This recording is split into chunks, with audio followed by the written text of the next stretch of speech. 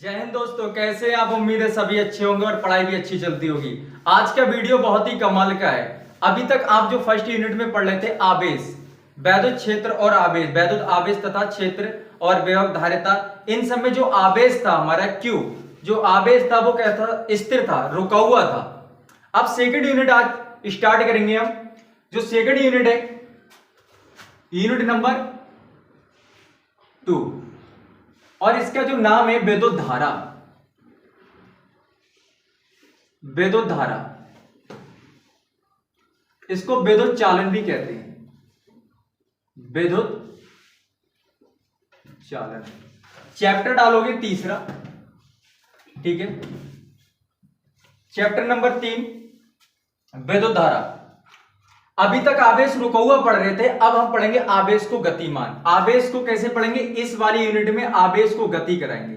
आवेश जो है कैसा होगा, गतिमान होगा। गतिमान होगा।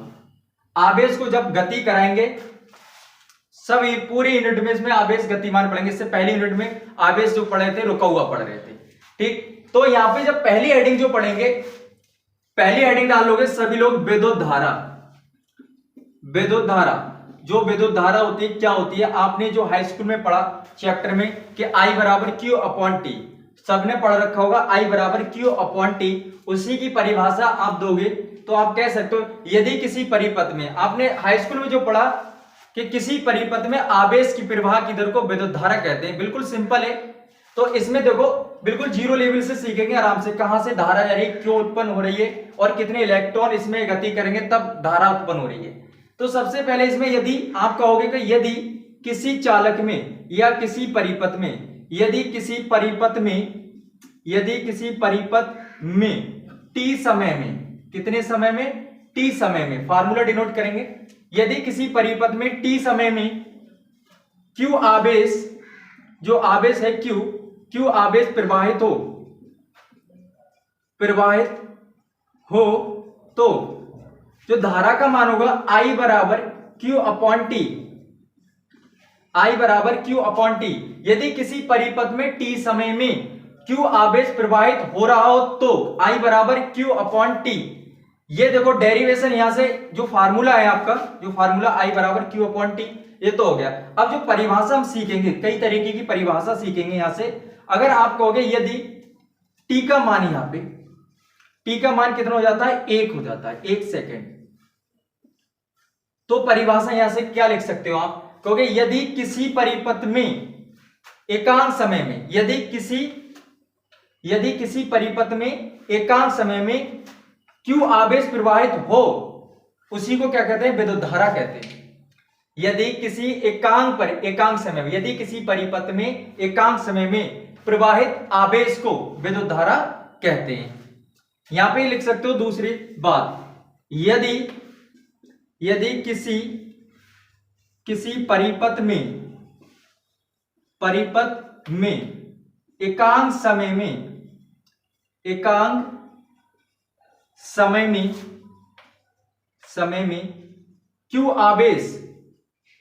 क्यू आवेश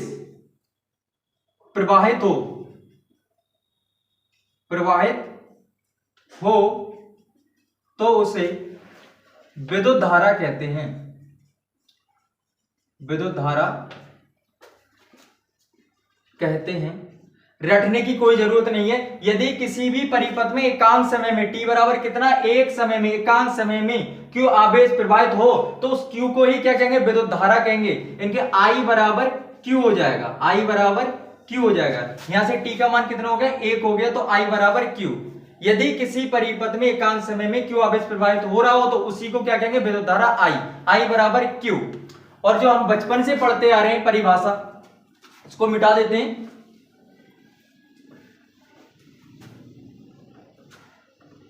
अथवा में लिख लेना, इसको सबको मिटा दो।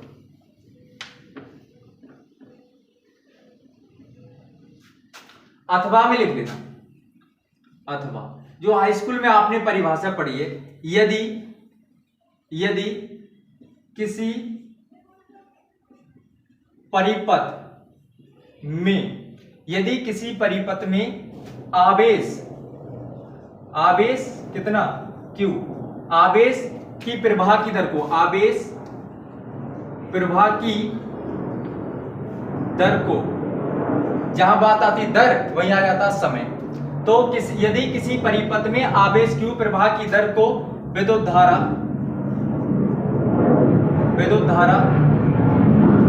कहते हैं, क्या कहते हैं? विद्युत धारा कहते हैं। तो यहां से हो जाएगा I बराबर Q अपॉन T, जहां दर आती है वहीं समय आ जाता है। किसी परिपथ में आवेश की प्रवाह की दर को विद्युत धारा कहते हैं। मात्रक की बात करें तो इसका मात्रक जो है कितना हो जाएगा? मात्रक, पहला मात्रक यानी कि Q बटे T है तो कूलाम, आवेश को होता है कूलाम, बटे कितना हो जाएगा? सेकंड हो जाएगा। दूसरा इसके एम्पियर हो जाएगा,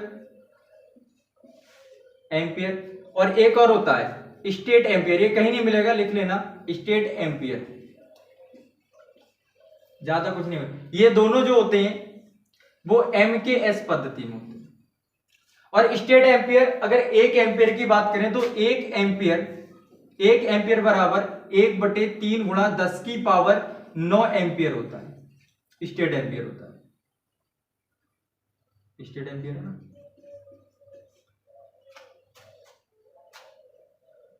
1 एम्पियर बराबर 1/3 गुणा 10 की पावर 9 स्टेट एम्पियर। विमा की बात कर लें तो इसका खुद का एक प्रतीक होता है विमा, ए प्रतीक होता है ए, बड़ी कोष्टक में बंद है, ठीक है। और लिखोगे यह एक अदिश राशि है, यह एक, इसको मिटा दें, यह एक अदिश राशि है, लिख लोगे यह एक अदिश राशि है। यह एक अदिश राशि क्यों? यह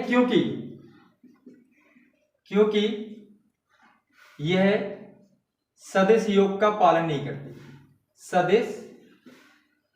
सदिश योग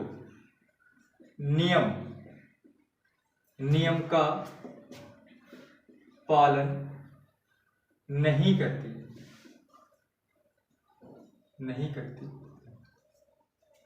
यह तो हुआ धारा के लिए। अच्छा हाँ, धारा, विद्युत धारा को, विद्युत धारा का चिन्ह, विद्युत धारा, जो विद्युत धारा का चिन्ह होता है, विद्युत धारा का चिन्ह कैसे दर्शाते हैं? ये तीर के निशान से दर्शाते हैं, कोई ऐसे तीर के निशान से, ठीक, ये लिख लेना, तीर के चिन्ह से दिखाते हैं, ठीक। विद्युत धारा को अगर कोई भी धारा आप दिखाओ किसी तार में तो इस टाइप से तीर से दिखा दो, ठीक है, तीर के चिन्ह से दर्शाते हैं, प्रदर्शित करते हैं। अब इसके बाद यहां पे अगर कोई 1 एम्पीयर की परिभाषा दे, 1 एम्पीयर की परिभाषा, तो 1 एम्पीयर की परिभाषा क्या हो जाएगी? एक सिंपल तरीके से आप कहोगे यदि कोई भी परिपथ है, किसी भी परिपथ में 1 कूलाम आवेश को, 1 कूलाम आवेश को, और कितनी देर तक, यानी कि 1 सेकंड तक, यदि किसी परिपथ में 1 कूलाम को 1 सेकंड तक प्रवाहित कराया जाए तो उस परिपथ में बहने वाली धारा का मान 1 एम्पीयर होगा। हेडिंग डालोगे 1 एम्पीयर की परिभाषा, 1 एम्पीयर की परिभाषा,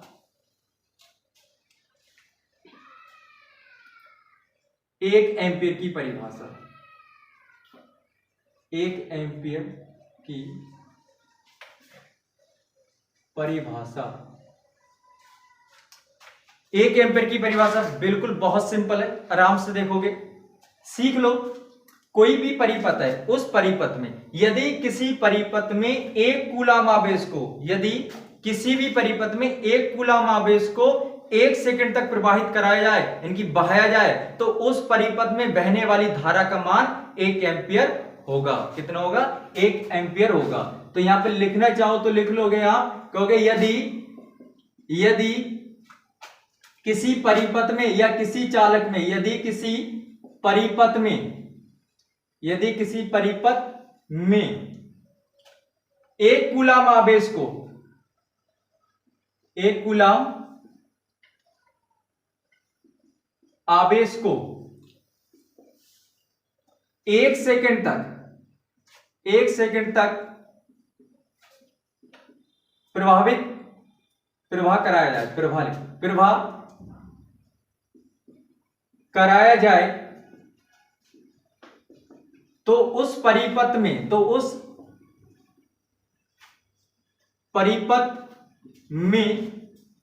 बहने वाली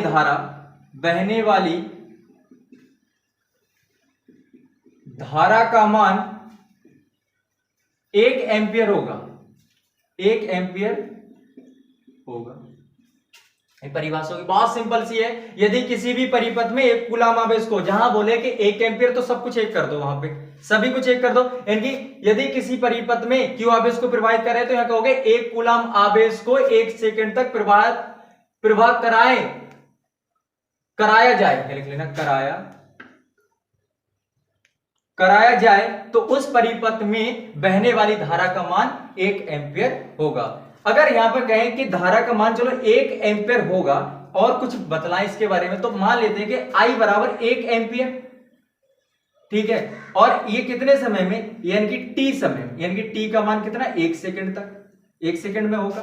तो अगर यहां हम कहें फार्मूला जो हमारा था I बराबर Q अपॉन टी, I बराबर Q अपॉन टी, तो I का मान कितना होगा 1 और Q और अपॉन कितना 1, ठीक, टी का मान भी 1। तो यहां से अगर Q का मान निकालें तो कितना 1 कूलम, यानी कि 1 कूलम आवेश को ही प्रवाहित कराओगे। तो ये तो भी आवेश को प्रवाहित कराने के बाद अगर कोई कहे इलेक्ट्रॉन को कितने प्रवाहित कराएं, तो 1 कूलम आवेश में कितने इलेक्ट्रॉन होते हैं, यानी Q बराबर आपने पढ़ा है स्टार्टिंग में, Q बराबर Ne, क्वांटीकरण का सिद्धांत, ठीक है, पूर्ण बढ़त। तो यहां लिखेंगे Ne इक्वल टू 1 हो जाएगा। अगर n यानी कि इलेक्ट्रॉन की संख्या निकालें तो 1 अपॉन E हो जाएगा, 1 अपॉन E हो जाएगा, यानी कि n बराबर 1 अपॉन E, यानी कि इलेक्ट्रॉन पर आवेश कितना होता है 1.6 इंटू 10 की पावर -19 कूलम होता है। अब इसको सॉल्व करोगे जब, तो n बराबर आएगा आपका 625 गुणा 10 की पावर 16, इतने इलेक्ट्रॉन होंगे। तो आप कह सकते हो यहां से परिभाषा क्या बन सकती है, यहां से परिभाषा बनेगी, यदि किसी चालक के, यदि किसी तार के, यदि किसी परिपथ के, कुछ भी बोल सकते हो, यदि किसी चालक के एक सिरे से दूसरे सिरे तक, एक सिरे से दूसरे सिरे तक एक सेकंड में, यदि किसी चालक के एक सिरे से दूसरे सिरे तक 1 सेकंड में 625 गुणा 10 की पावर 16 इलेक्ट्रॉन को प्रवाहित करा दें, गति करा दे, प्रवाहित करा दे, तो उस चालक में बहने वाली धारा का मान 1 एम्पियर होगा। कितना होगा, 1 एम्पियर होगा। यदि ये इलेक्ट्रॉन है, ये इलेक्ट्रॉन है, इनको इस चालक में प्रवाहित करा दें, कितनी देर तक, 1 सेकंड तक, टी बराबर कितना, 1 सेकंड तक प्रवाहित करा दें, यानी कि एक सिरे से दूसरे सिरे तक प्रवाहित करा दें, कितने 625 गुणा 10 की पावर 16 इलेक्ट्रॉनों को 1 सेकंड तक इसमें बहा दें, तो इस चालक में बहने वाली धारा का मान 1 एम्पियर होगा। बहुत अच्छी परिभाषा आई, ये भी आप कैसे भी परिभाषा दे सकते हो, वो तो सिंपल आपने हाई स्कूल में पढ़ी, आवेश की प्रवाह की दर को विद्युत धारा कहते हैं, ठीक है, अच्छी बात है। 1 एम्पियर की परिभाषा अगर दें तो 1 एम्पियर यदि किसी परिपथ में 1 कूलम आवेश को 1 सेकंड तक प्रवाहित कराएं तो उसमें बहने वाली धारा का मान कितना होगा, 1 एम्पियर होगा। यदि अगर इलेक्ट्रॉन को प्रवाहित कराएं तो कहोगे यदि किसी परिपथ में एक सिरे से दूसरे सिरे तक 1 सेकंड में, कितने 1 सेकंड में कितने 625 गुणा 10 की पावर 16 इलेक्ट्रॉन को प्रवाहित करा दें तो उसमें बहने वाली धारा का मान कितना होगा, 1 एम्पियर होगा।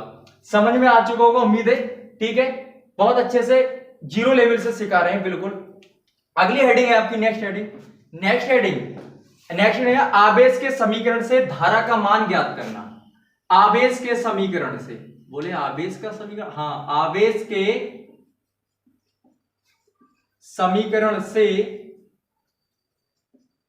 धारा का मान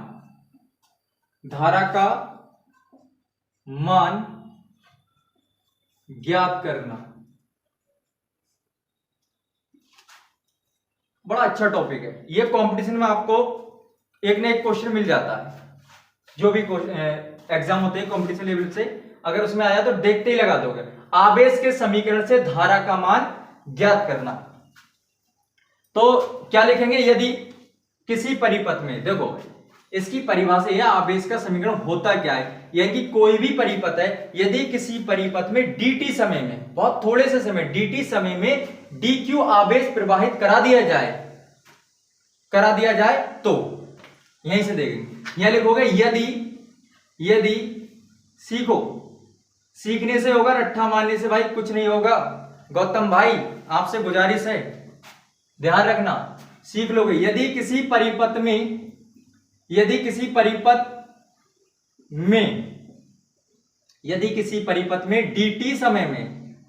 dt समय में dq आवेश, वाह, dq आवेश भैया, dq आवेश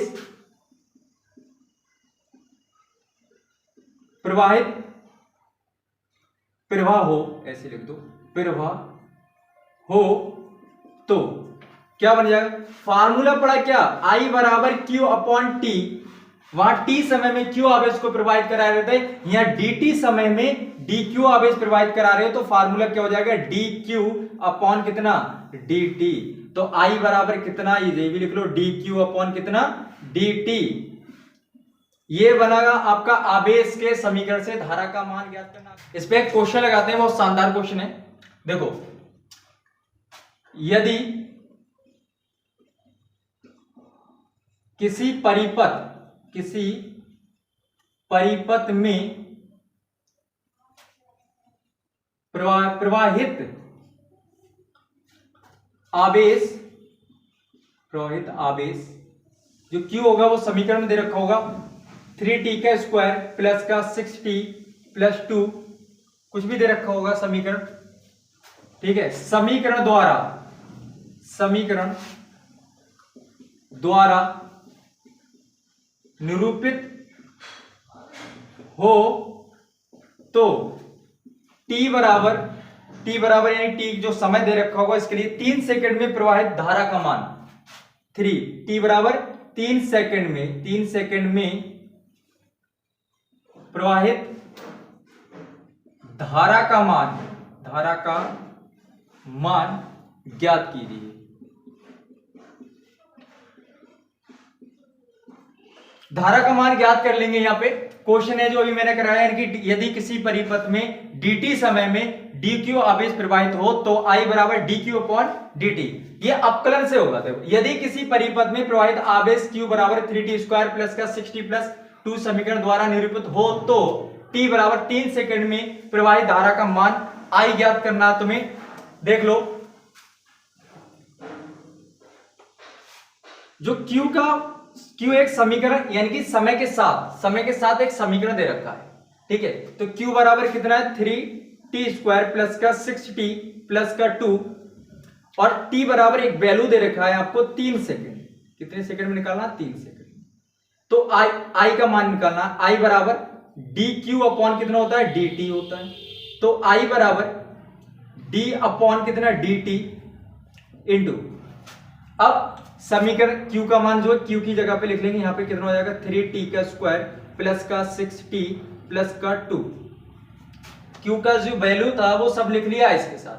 अब ये होता है अवकलन से क्या हो, आप सबको पता है, जो अवकलन होता है d अपॉन dx, x के सापेक्ष करो, t के सापेक्ष करो, उसमें x की पावर अगर 3 है तो कुछ नहीं करना, पावर सामने आ जाती है, पावर सामने आएगी और एक पावर कम होकर लिख जाती है। किसी का भी करो, x की पावर अगर 5 का कर रहे हो अवकलन d अपॉन dx, x की पावर 5 का, तो हो जाएगा पावर सामने आ जाएगी 5x और एक पावर कम हो जाएगा। बस ऐसे ही कर देना है, ठीक है। तो यहां हो जाएगा कितना? देखो, पावर सामने आएगी और सामने 3 पहले से, पावर सामने आएगी इसके और 3 पहले से आएगा, तो 2 का मल्टीप्लाई 3 से हो जाएगा। कितना हो जाएगा? 6t, एक पावर कम होगी, 2 थी, एक पावर कम होगी तो t बचेगी प्लस, अब यहाँ t का 1 हो जाएगा तो 6 बचेगा सिर्फ, और जो किसी के साथ ये कांस्टेंट वैल्यू इसका हो जाता है 0। तो I बराबर 6t प्लस का 6, ठीक। इधर दिखता नहीं होगा, मिटा देते हैं जरा।